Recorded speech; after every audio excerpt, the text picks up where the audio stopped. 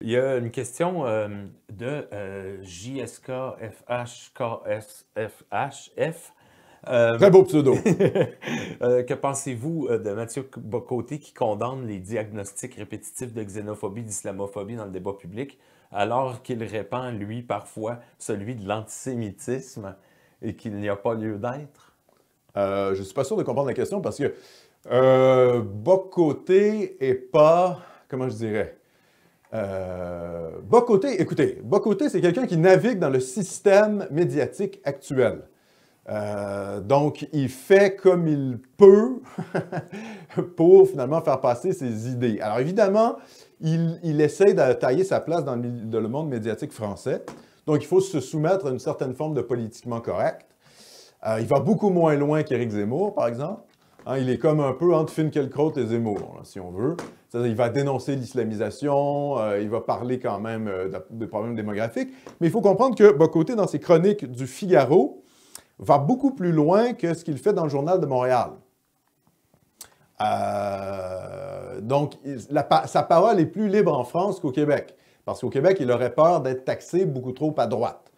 Donc, il va beaucoup plus loin. Après, sur la question de l'islamophobie, de la xénophobie ou de l'antisémitisme, ben, disons les choses ouvertement. Jamais Bock-Côté aborde la question juive. Ça, c'est sûr que non. Il est plutôt philosémite. Je pense même qu'il s'était déjà rendu en Israël. En fait, il y a plusieurs années de ça. Plein de fois. Oui, oui, c'est ça. Et évidemment, voilà, c'est quelqu'un qui ne touchera absolument pas à ça. D'ailleurs, son maître à penser, je ne sais pas si c'est encore le cas, c'était le cas il y a quelques années, c'était Raymond Aron.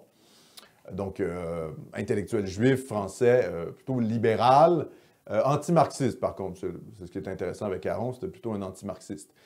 Mais voilà, donc oui, sinon, Bock-Côté, c'est quelqu'un, vous savez, qui justifie sa parole publique. Alors, il va dire, par exemple, ah, ben le politiquement correct nous empêche de nous exprimer, mais quand il y a des gens à sa droite, des gens comme Nomos TV, par exemple, qui prennent la parole, il ne va jamais aller les défendre.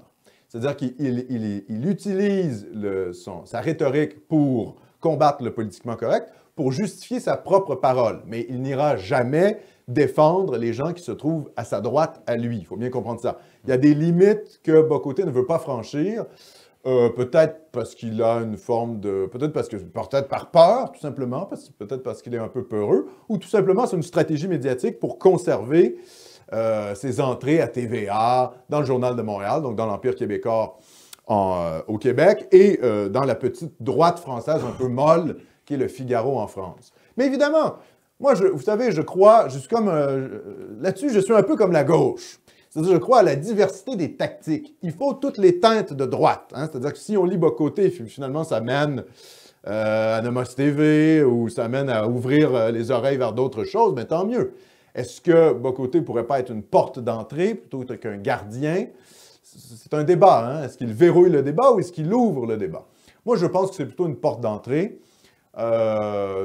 Il faut finalement diverses nuances de nationalisme, des gens qui vont plus ou moins loin dans leurs propos, et Bock-Côté remplit son rôle. Voilà, il est dans une espèce de centre-droite et il a fait un gros travail, notamment en termes de destruction de l'idéologie multiculturaliste à l'intérieur du camp souverainiste, et ça, il faut quand même lui donner.